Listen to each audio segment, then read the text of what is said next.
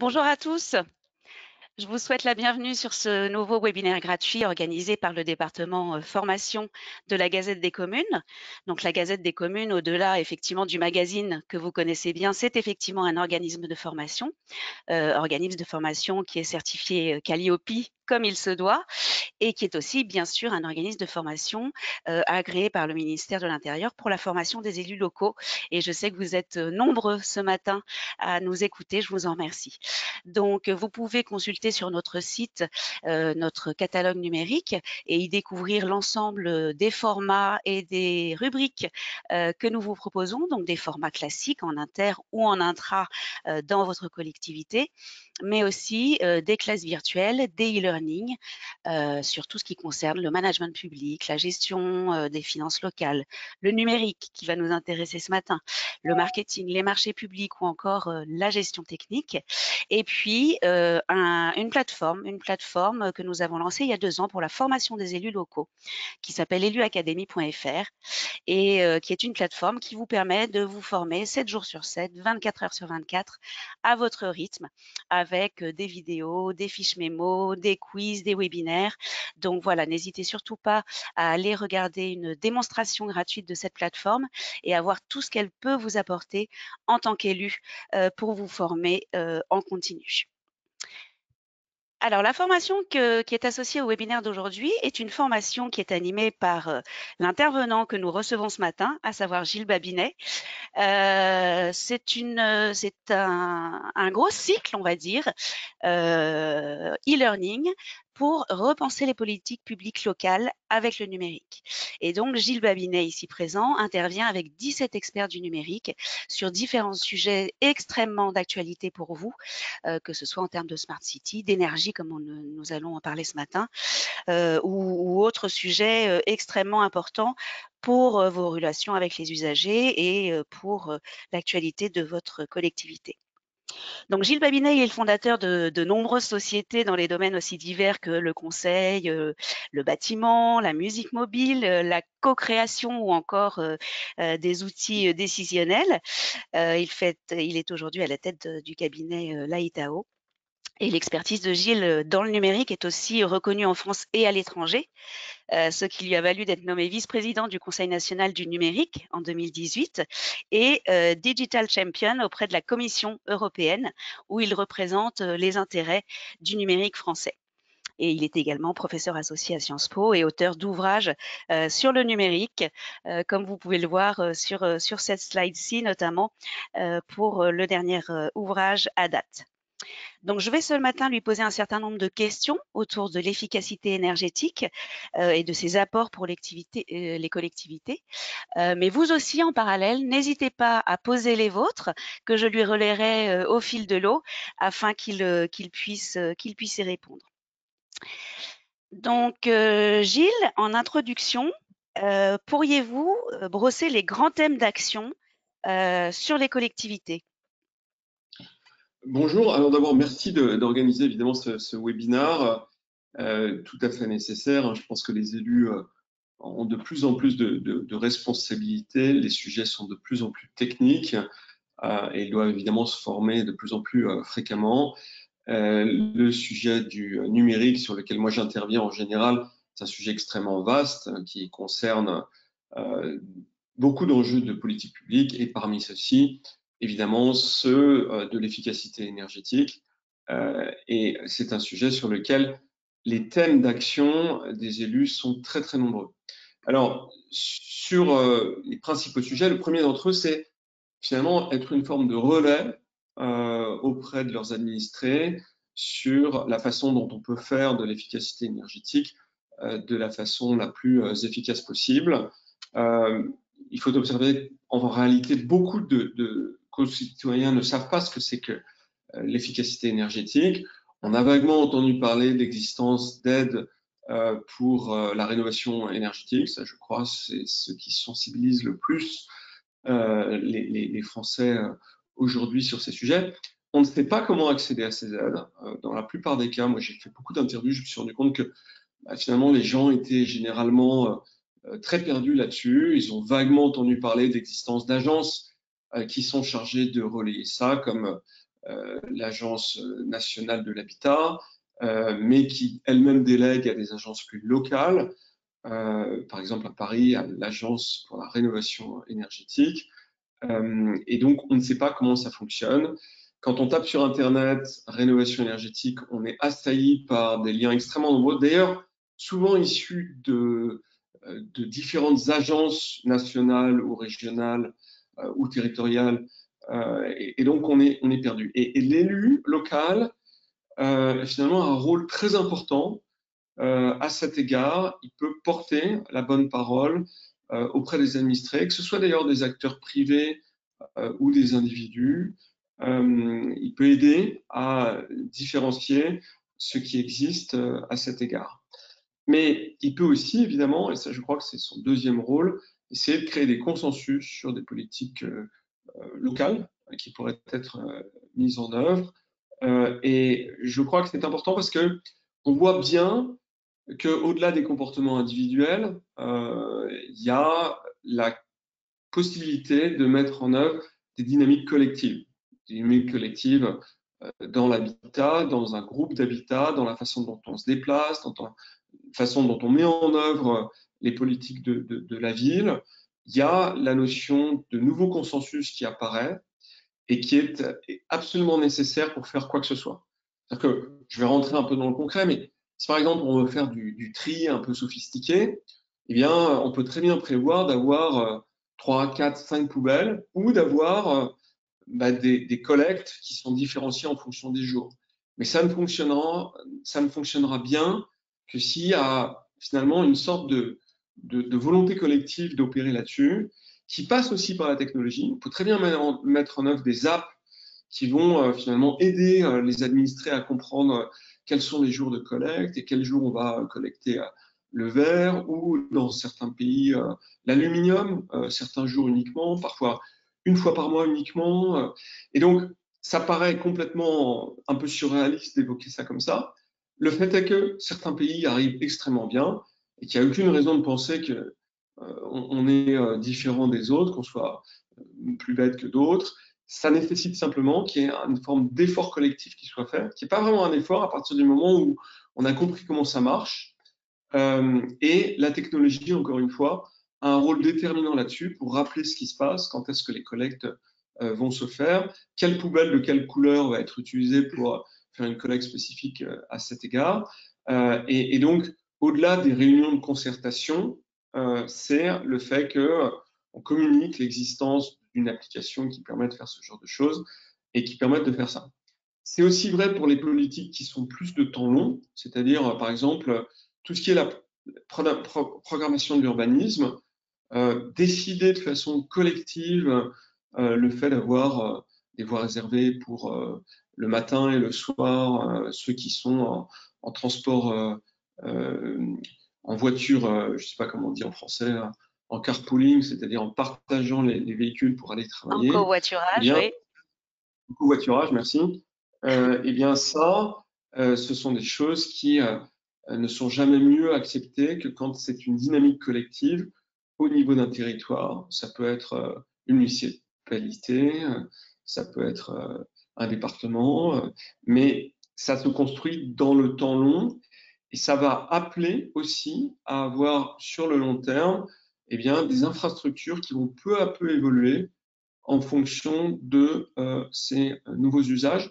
Et on voit réellement, finalement, un nouveau rôle apparaître pour les acteurs des territoires, c'est de retourner au contact avec les concitoyens et faire en sorte qu'avant même qu'on décide de nouvelles formes de politique publique, d'environnement et d'urbanisme, qu'il y ait une co-construction de la politique publique.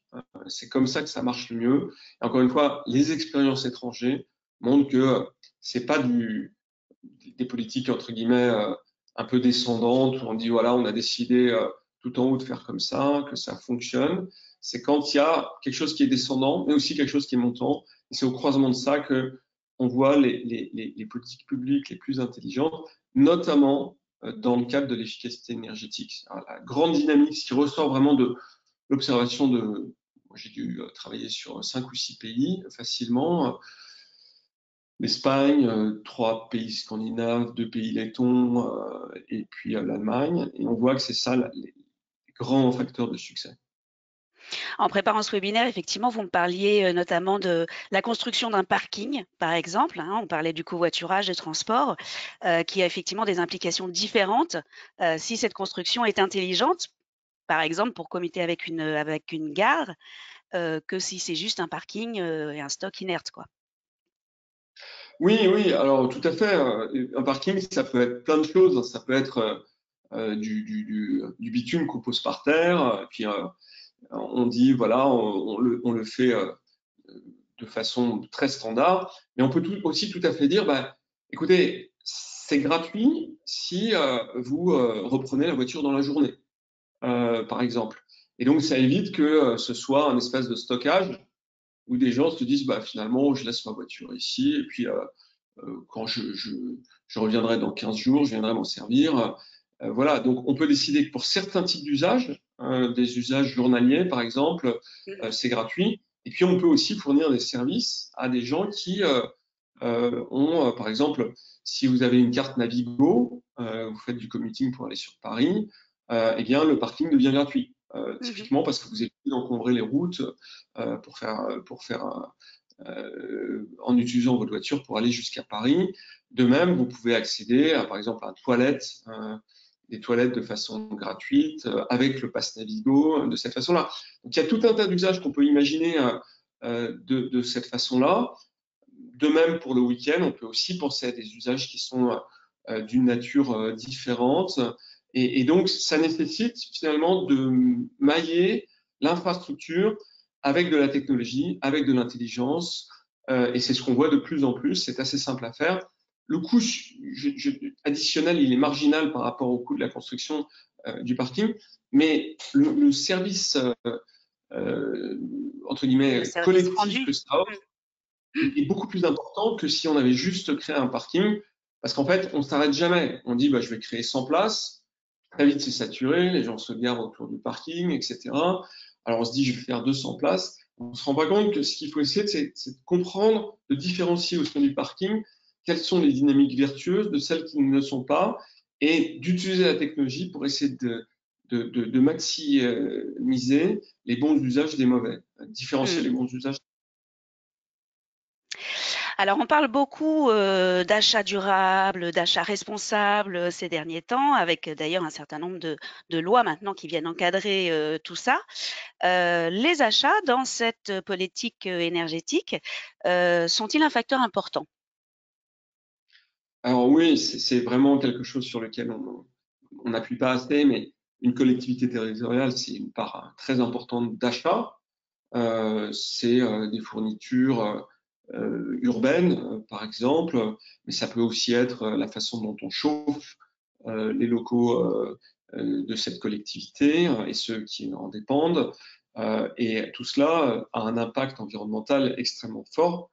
Alors, les choses qui sont évidentes, si on achète du chauffage électrique plutôt que du chauffage au fioul, on voit tout de suite qu'il y a, je parle même pas de charbon, qu'il y a une différence très très importante, ou du gaz. Le gaz, c'est quand même malgré tout très carboné. Et donc, il y a une incitation par la collectivité qui est relativement forte, mais qu'il faut aussi mailler avec finalement des perspectives, des dynamiques de moyen terme. C'est-à-dire qu'aujourd'hui, il y a des taxes carbone qui commencent à apparaître sur l'énergie, elles vont croître de façon importante. Et donc, quand on fait de la rénovation énergétique, il faut essayer de voir comment est-ce qu'on peut optimiser sur le long terme ce que l'on achète. Si on achète de l'électricité, l'impact carbone à moyen terme, il est marginal. Si on achète du gaz, l'impact carbone à moyen terme, il est très important. Donc, il faut prendre en compte ces dynamiques-là. Et au-delà de ça, il faut essayer de faire en sorte que l'ensemble des achats soient passés à ce filtre-là. C'est-à-dire que c'est évident que quand on fait la rénovation d'un territoire, je ne sais pas, par exemple, d'une rue, eh bien, on n'est pas forcément toujours attentif au coût carbone que peut comporter cette rénovation. Et on a des plateformes, on commence à avoir des plateformes qui proposent d'aider les élus pour pouvoir faire ce genre de choses. Je ne vais pas donner des noms parce qu'il y en a plusieurs et que je ne veux pas privilégier certaines, mais on voit très bien que c'est tout à fait intéressant de commencer pour un élu et pour finalement le conseil municipal, dans le cas de choses qui sont votées, d'introduire cette dynamique parce que ça va participer à l'éducation finalement des concitoyens et notamment de ceux qui s'impliquent dans la décision publique et que petit à petit, on va rentrer une forme de conscience de l'impact carbone et on va créer des gestes, des éco-gestes qui seront facilités par la technologie. On va dire, finalement, si vous voulez participer à cette décision, allez regarder sur telle plateforme, vous allez mieux comprendre finalement quelles sont les conséquences en termes d'impact. C'est vrai aussi pour le bâti. Quand on bâtit, l'empreinte, elle est considérable. Si on construit avec certains types de ciments qui ont des empreintes très, très importantes, c'est beaucoup plus important que si on prend des ciments à base de clinker qui sont neutres en carbone, commence à arriver, ou si on bâtit en bois également, qui est un réel puits de captage de carbone.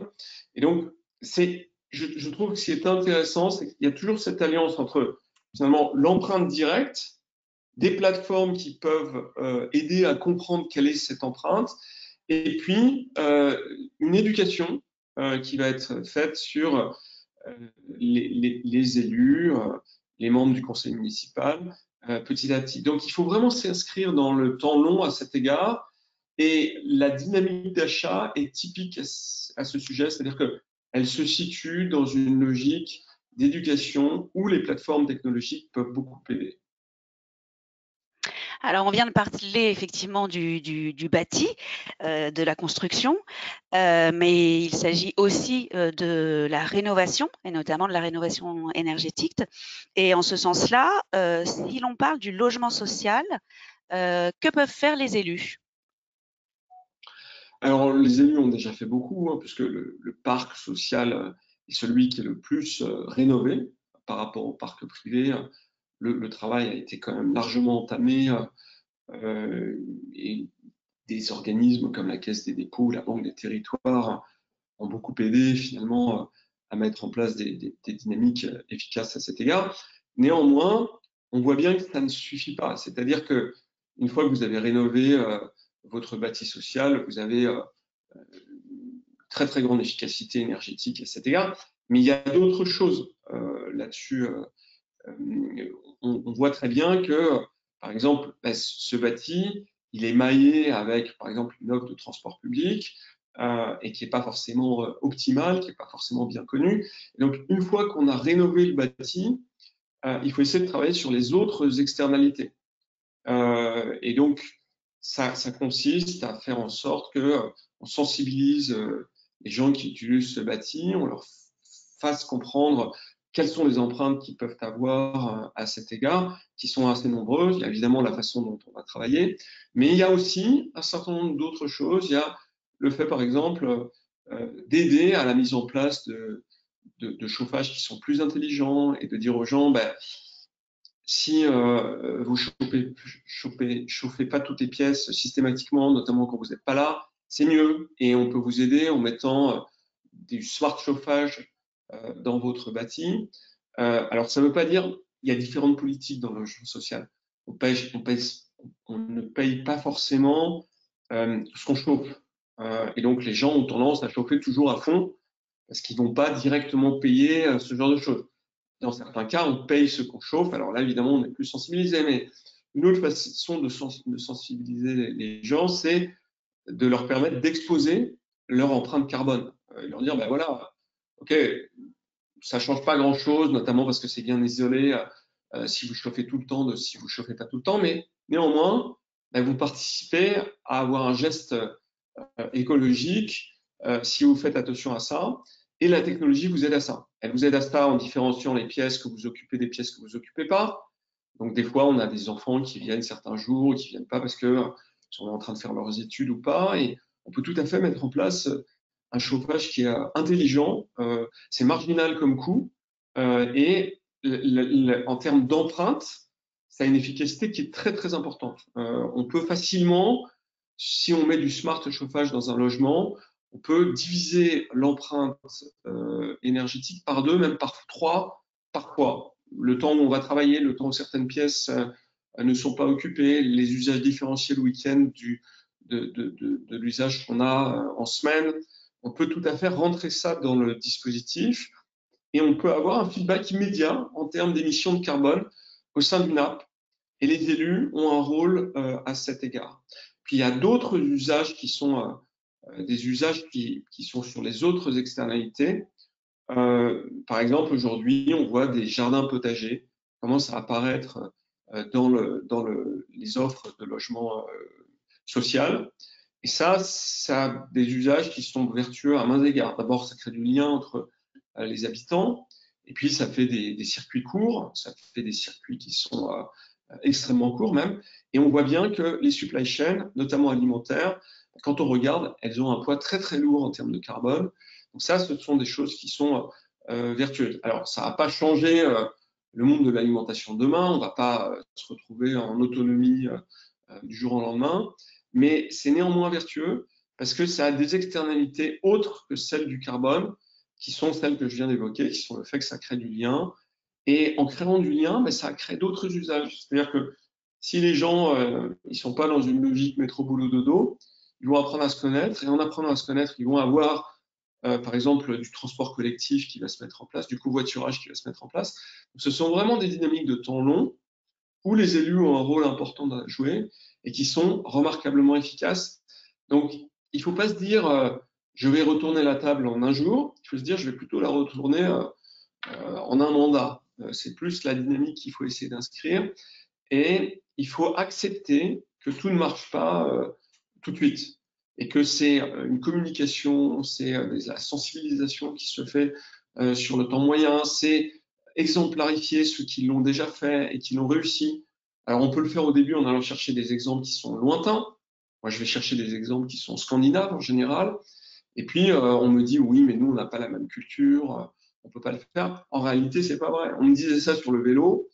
Le taux d'usage du vélo dans les métropoles, il a été multiplié d'un facteur 6 ou 7 en une décennie dans certains cas.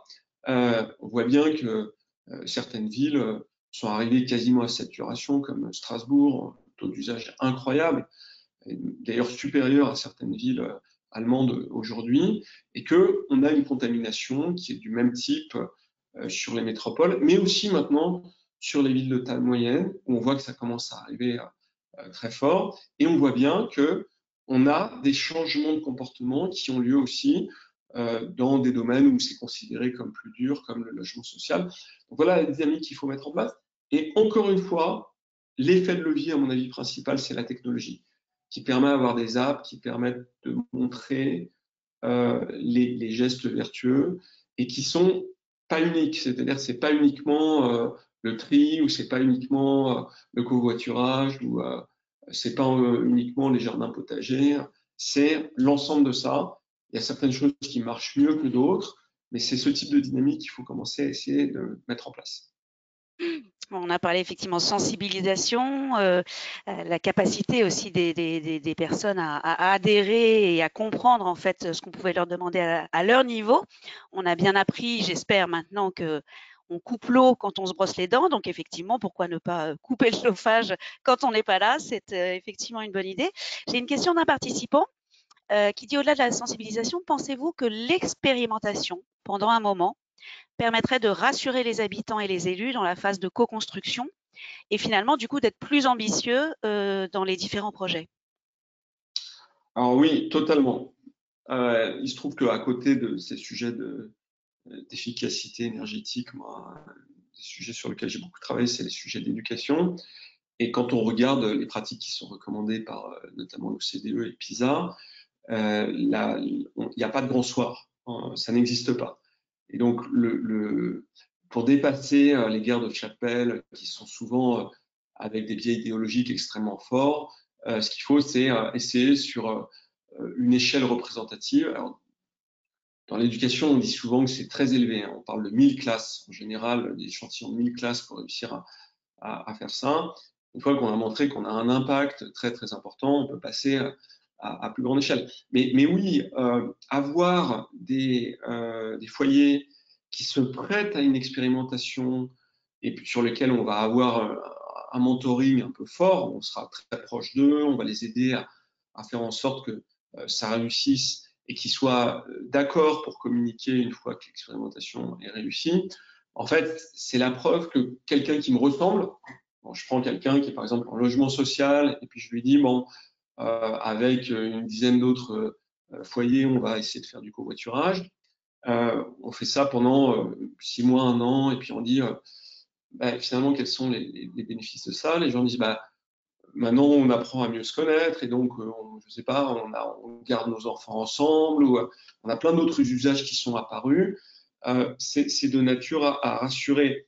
On a quelque chose qui ressort assez fort dans un certain nombre de travaux qui ont été faits par des économistes comme Yann Algan par exemple, c'est la notion de méfiance. On est plus méfiant que la moyenne des Européens et donc l'une des façons de casser cette méfiance, si je peux me permettre, c'est d'exemplarifier. C'est très très important, et notamment pour les élus, d'aller chercher quelques personnes qui sont prêtes à se prêter à des expérimentations.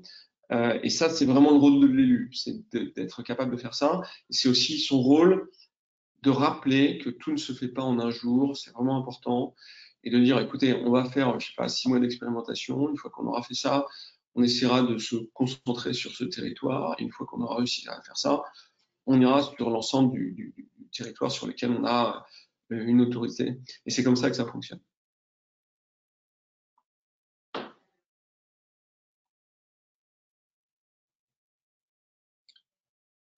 Est-ce que je vous ai perdu? Allô? J'ai l'impression que je suis tout Excusez-moi, seul. oui, excusez-moi. J'avais coupé mon micro. Donc, on a déjà pas mal parlé de transport, hein. Vous nous avez bien expliqué que la technologie pouvait aider beaucoup, mais qu'il fallait créer de nouvelles pratiques, privilégier les circulations douces, recréer une part de collectif à travers effectivement le covoiturage, par exemple. Les plateformes de masse sont très efficaces et on y reviendra. Mais pour une mairie qui n'a pas de moyens et encore moins de transport de masse, que peut-on faire? Alors oui, on me dit souvent l'enjeu des moyens, etc. Franchement, je ne pense pas que ce soit, pour beaucoup de sujets, quelque chose qui est bloquant. D'abord parce qu'il y a de plus en plus de plateformes qui arrivent en mode as a service. As a service, ça veut dire que vous n'avez pas, en tant qu'élu, à faire l'investissement. Vous n'avez pas à construire le système d'information. Il est déjà créé. Ce sont des apps et ce sont des apps qui ont des coûts d'accès relativement maîtrisés parce que c'est en fonction de l'usage en fait qu'on paye. Si on a 5 administrés qui l'utilisent, ben, l'usage est marginal, c'est quelques euros. Voilà. Si on a des dizaines de milliers d'administrés qui l'utilisent, là c'est plus cher, mais je dirais que c'est accessible notamment parce que c'est compensé par les externalités que ça crée là-dessus. Et quand vous regardez, malheureusement, il n'y a pas, et j'ai souvent appelé à ce que cela existe. Il n'y a pas encore de portail des apps d'élus des collectivités territoriales. C'est peut-être quelque chose que je pourrais suggérer à la Banque des Territoires. Mais il y a vraiment beaucoup d'apps et notamment, il y a des apps qu'on appelle de masse, c'est-à-dire de mobility as a service. Et les apps de masse, elles sont intéressantes parce qu'elles permettent de faire un peu tout, c'est-à-dire de connecter à la fois en micro-local les trottinettes ou les vélos en libre-service, voire en free-floating, avec des systèmes qui sont du transport collectif, ça peut être du bus, ça peut aussi être d'ailleurs du VTC, avec du transport de masse dur, c'est-à-dire du train.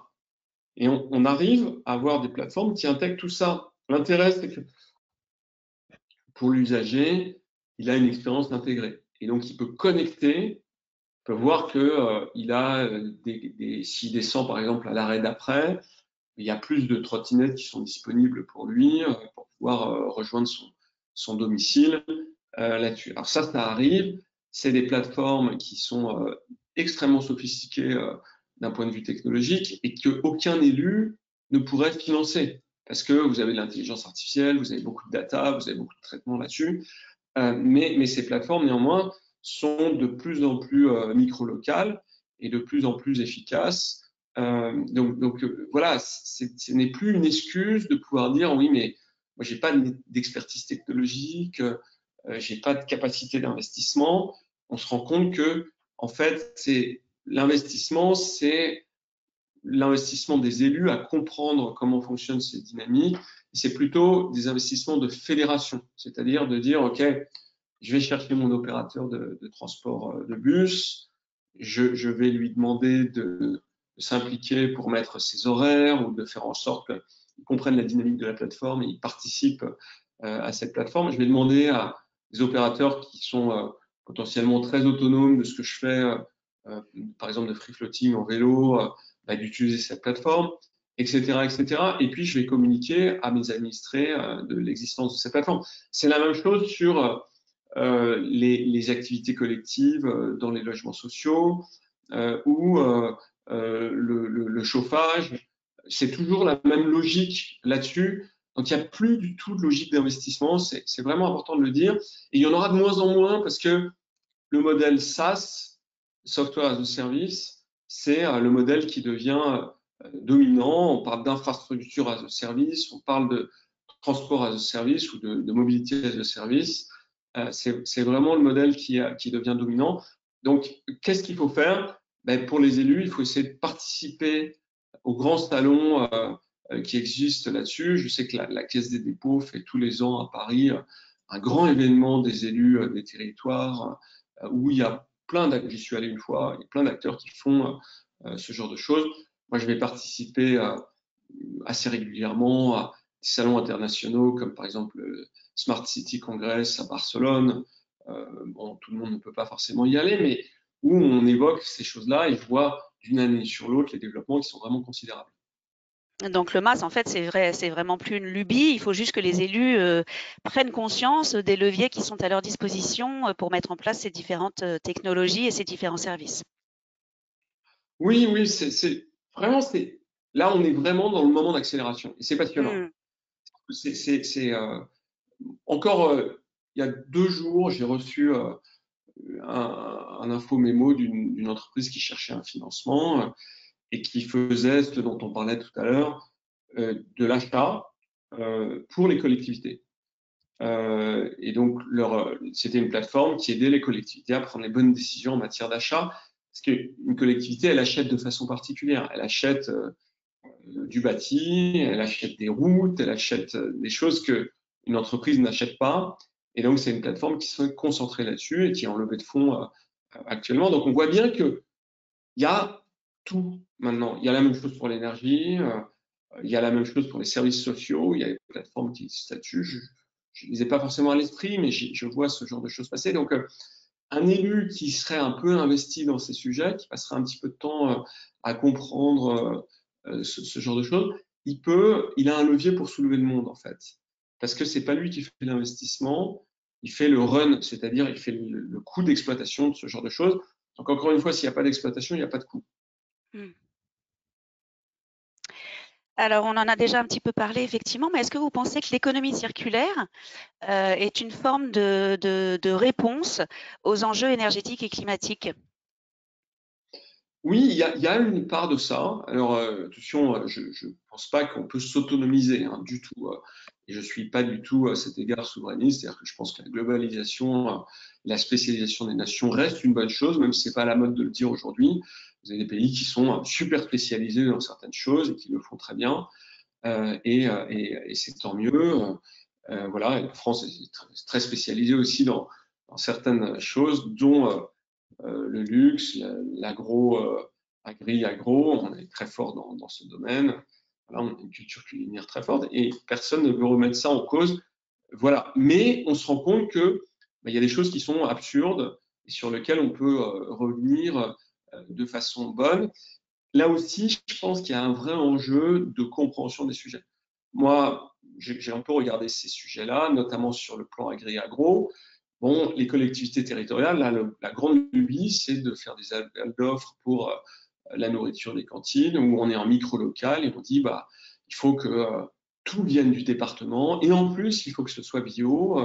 Et c'est un truc, moi, je pense que il faut y regarder plus en détail parce que c'est un peu à s'arracher les cheveux. D'abord parce que les départements, ils sont spécialisés aussi sur le plan agro, ils savent faire de la luzerne ou du blé, etc. Et qu'on ne peut pas donner à manger aux enfants de la luzerne et du blé toute l'année. Donc, il faut comprendre un peu ces dynamiques. Et puis, il faut comprendre aussi que le bio, c'est un des labels, qu'il a aussi des inconvénients dans certains cas.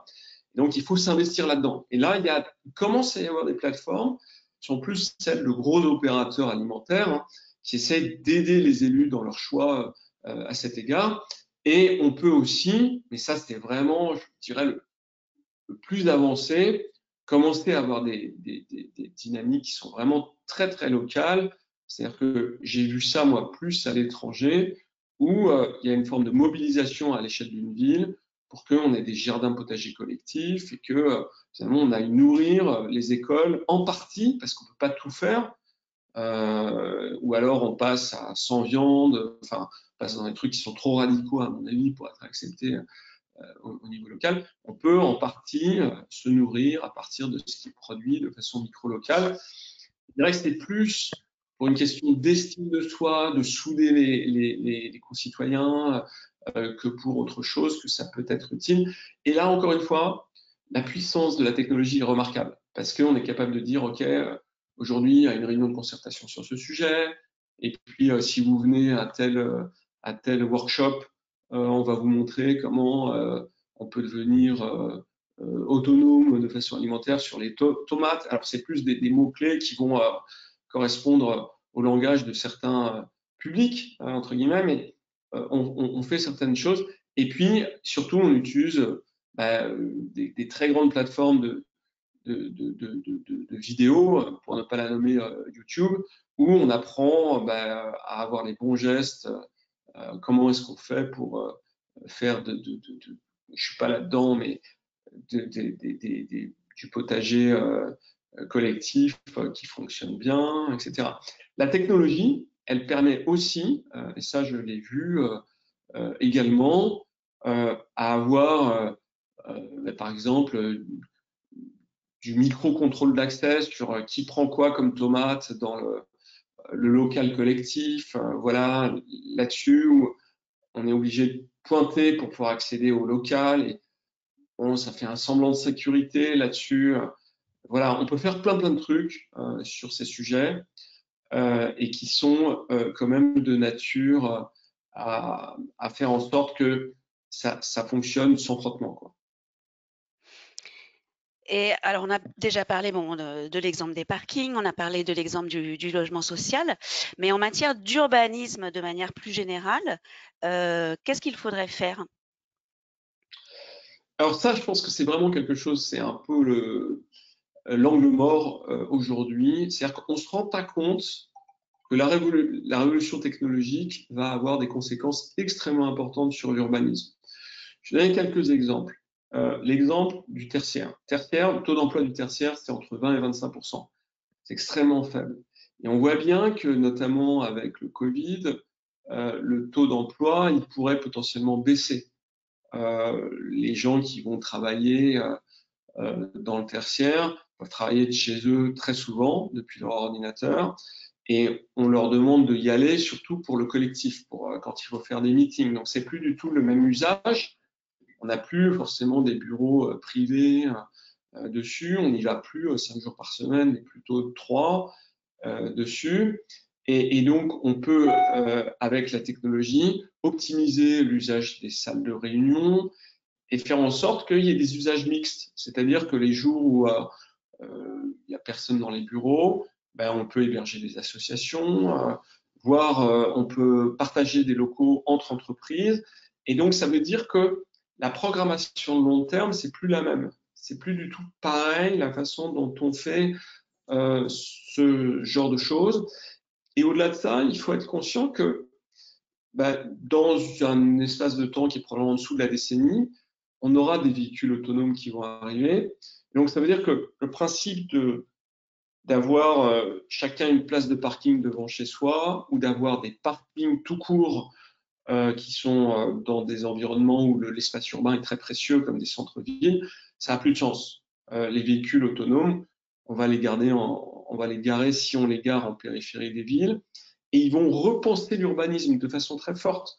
Il y a des exemples, des tests qui ont été faits aux États-Unis qui montrent que plutôt que d'avoir 50 mètres, ou je crois, je ne sais pas quelle est la distance entre deux véhicules, mais à grande vitesse sur des autoroutes, on n'a plus forcément 50 ou 60 mètres, mais on a 20 ou 30 centimètres entre les véhicules. Vous pouvez avoir des véhicules qui se déplacent à 100 à l'heure, qui sont à 20 centimètres les uns des autres en toute sécurité.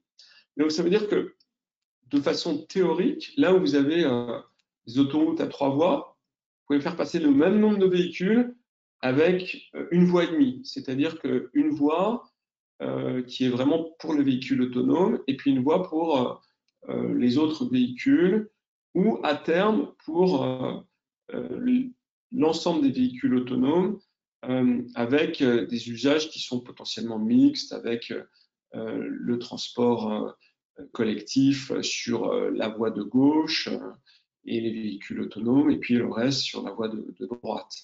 Voilà, donc ça, ce sont des choses, moi je sais que quand j'ai des discussions avec ça au niveau plus national, c'est des choses qu'on ne voit pas du tout. Voilà, on construit des autoroutes, on se dit on va faire une autoroute comme ça. La réalité, c'est que ces autoroutes, on les amortit sur des délais très longs, généralement des délais de 40, 50, 60 ans, et on voit bien que les conséquences de la technologie vont être très importantes à très court terme. Voilà, et ça veut dire aussi que,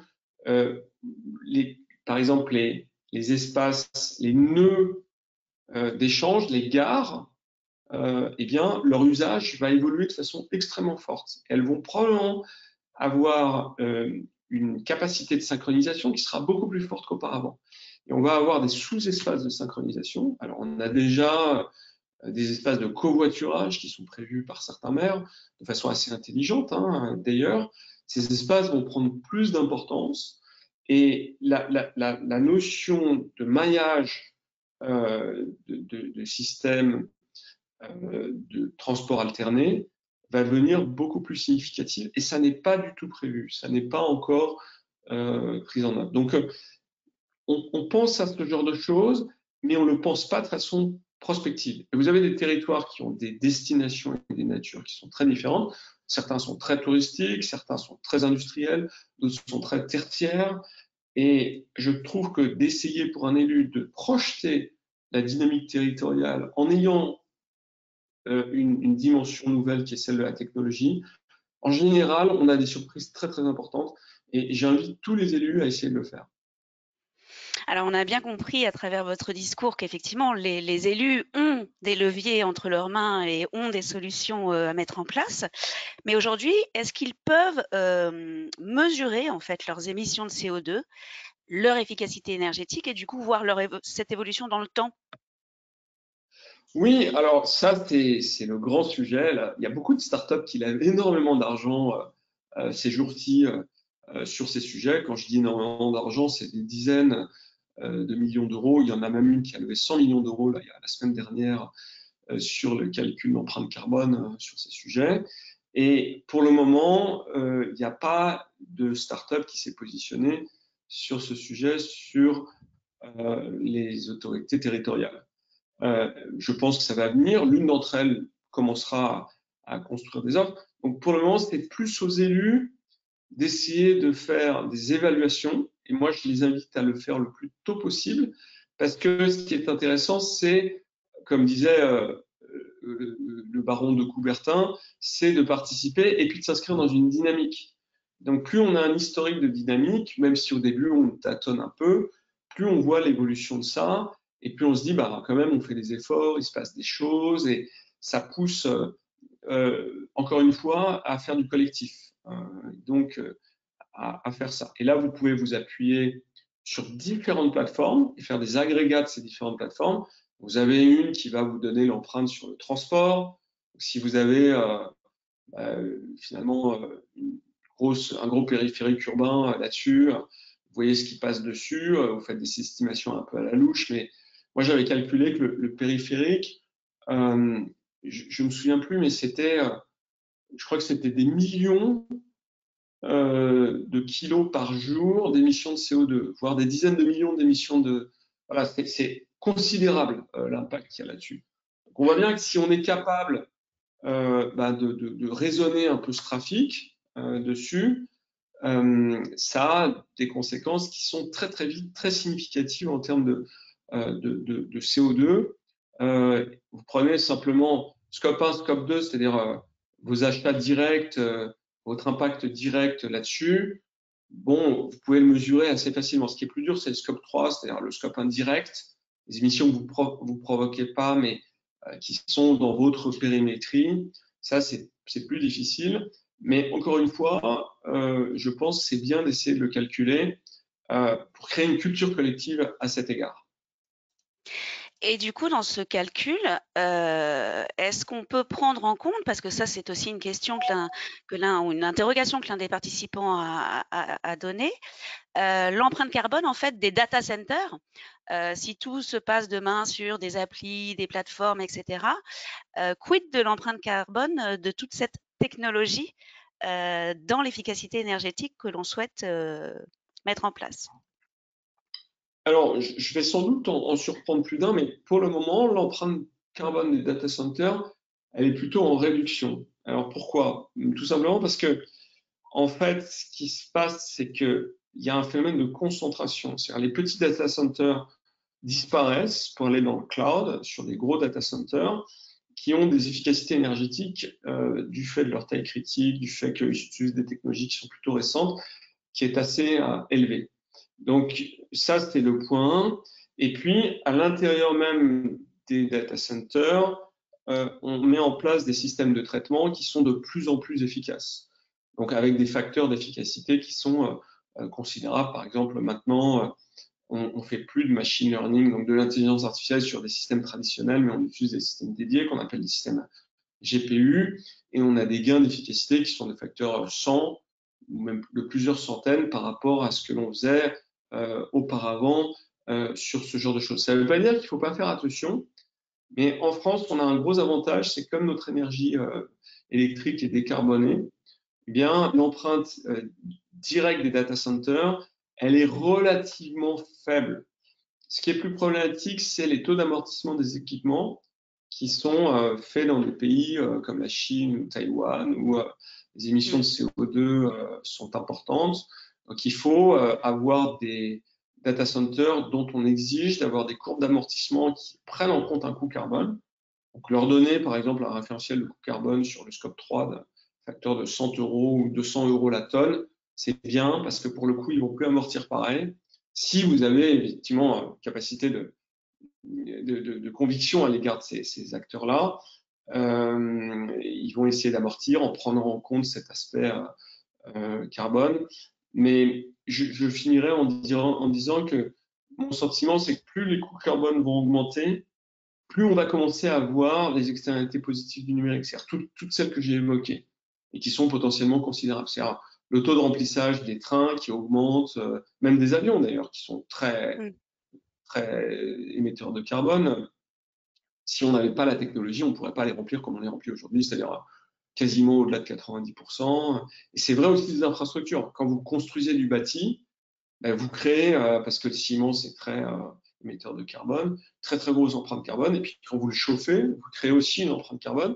Donc si vous avez des taux d'usage qui sont supérieurs à 25% pour le tertiaire, ben vous réduisez mécaniquement la nécessité de bâti et de fait les émissions de CO2. Bien, ben, nous arrivons à la fin de cette intervention. Donc, pour conclure, pour ceux qui nous écoutent et de manière globale, comment peut-on commencer ou continuer à entrer dans ce sujet et que faut-il faire? Mais, écoutez, moi je pense qu'il y a, je l'ai dit et je l'ai répété, mais je vais le redire, hein, c'est important, c'est un sujet qui est très compliqué. Les gens, moi je vois, ils sont effrayés de voir la complexité de ce sujet. Et ma recommandation, c'est vraiment d'essayer de le faire ensemble. Moi, il se trouve que je fais assez souvent des réunions avec des élus, souvent d'ailleurs dans le cadre de logique avec la Caisse des dépôts, mais aussi parfois avec des gens qui s'occupent d'administration nationale. Et on voit bien que quand ils sont ensemble, ben, la compréhension est plus facile, il y a un effet de groupe qui se crée, ils travaillent ensemble.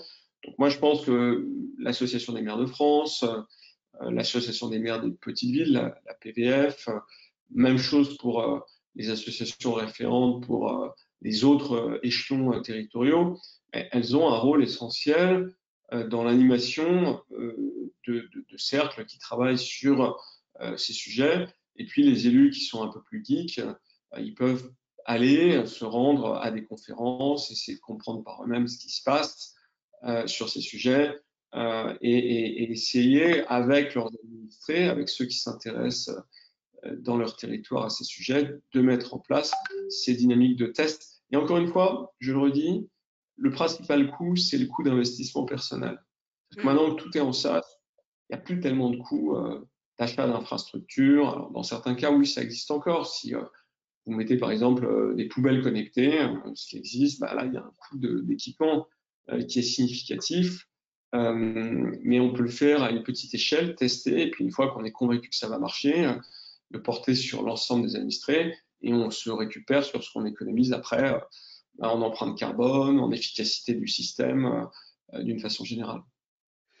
Et question d'un participant toujours, voyez-vous ces évolutions plus dans les centres urbains ou également sur le périurbain?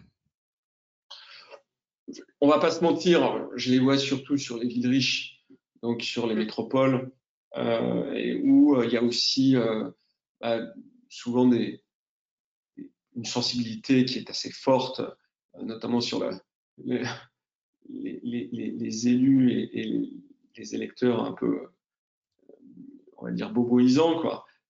Donc mais je vois aussi, notamment pour des notions d'efficacité, des territoires, parfois des territoires un peu démunis, qui essaient de trouver des politiques alternatives, notamment de transport, qui se retrouvent à être assez vertueuses. Quelque chose qui va arriver, je pense, c'est du transport collectif qui est avec des parcours qui sont plus ou moins flexibles en fonction de la demande des usagers. C'est-à-dire, c'est pas du VTC, mais c'est pas non plus du transport collectif de masse normal. C'est entre les deux. Et ça, c'est permis grâce à la technologie. Donc ça, je trouve que c'est assez intéressant d'avoir des petites apps qui disent, bah voilà, moi je suis sur tel arrêt, cet arrêt c'est un arrêt optionnel, et on peut s'y rendre grâce à la technologie, grâce à l'app qui va enclencher un détour sur le parcours normal. Ça, c'est quelque chose que je vois de plus en plus, et ça va exister de plus en plus, et ça va notamment exister dès que les véhicules de transport collectif autonomes vont commencer à se massifier, ce qui, à mon avis, est une perspective assez proche. Et alors, dans le cadre de toutes ces évolutions, de toutes ces apps, de toutes ces plateformes, c'est vrai qu'il y a un sujet qu'on n'a pas forcément abordé, c'est celui de la protection des données. Comment est-ce qu'on gère la protection des données dans le cadre de la mise en place de toutes ces nouvelles technologies et donc de la récupération finalement de données parfois personnelles, en tout cas de déplacement ou autres?